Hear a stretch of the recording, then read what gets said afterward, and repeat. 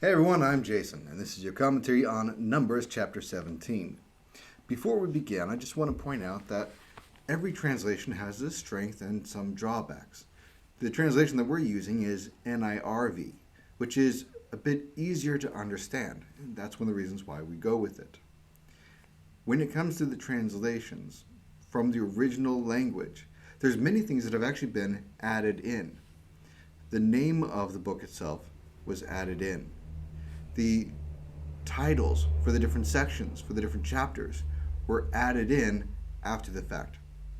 Even the breakdown of the chapters and the verses that we have attributed to them were added in later. In this particular case, some of the oldest translations actually have Numbers chapter 17 starting back in Numbers chapter 16, right around what we would consider now to be verse 36.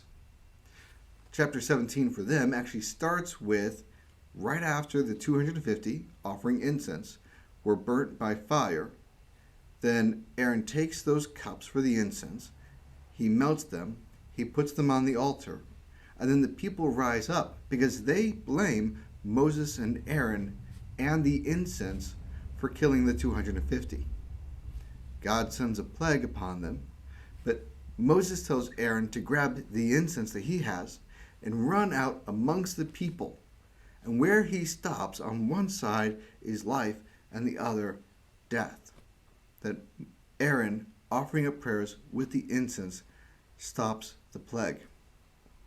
This is incredibly important because the very thing that people were blaming for the death of the 250 was Aaron and the incense. And yet God shows the people, all the Israelites, that the problem is not Aaron and the incense. The problem is the sin of the 250 people.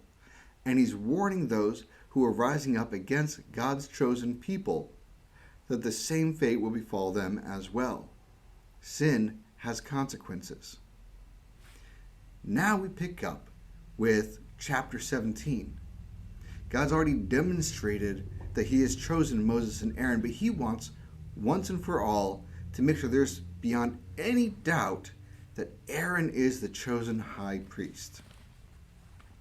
The Lord said to Moses, "Speak to the Israelites. Get 12 walking sticks from them.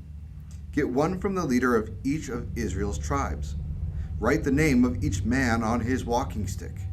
Write Aaron's name on Levi's walking stick. There must be one stick for the head of each of Israel's tribes. Put the walking sticks in the tent of meeting. Place them in front of the ark where the tablets of the covenant law are kept.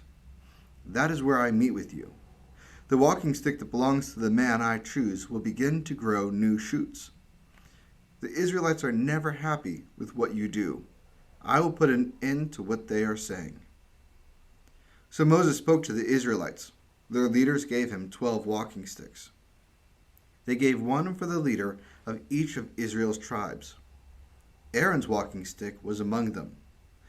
Moses put the sticks in front of the Lord in the tent where the tablets of the covenant law were kept.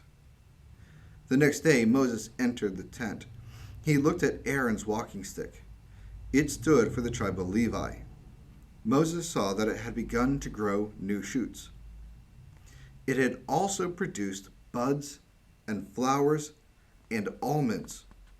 Then Moses brought out all the walking sticks from in front of the Lord. He brought them to all the Israelites. They looked at them, and each man took his own walking stick.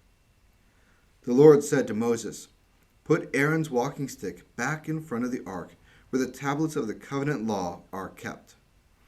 The stick will be kept there as a warning to those who refuse to obey. They're never happy with what I do. Aaron's walking stick will put an end to what they are saying. Then they will not die."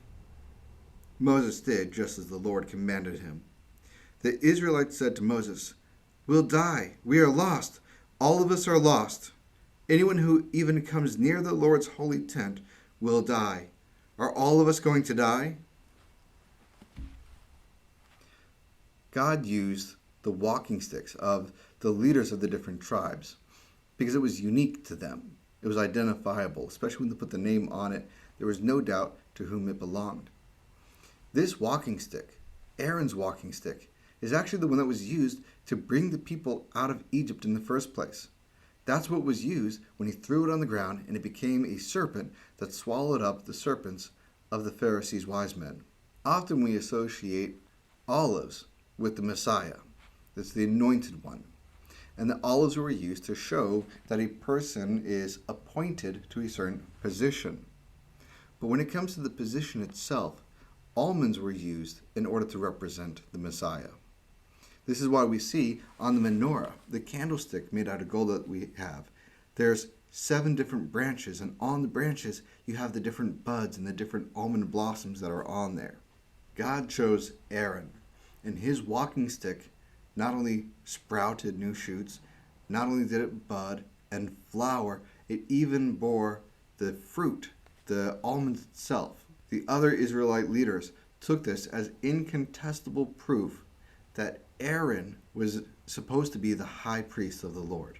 And that is why his staff was put with the Ark of the Covenant, with the 10 Commandments, and even the manna from heaven. Well, that is it for our commentary on Numbers chapter 17. Thank you so much for joining me, and I'll see you guys next time.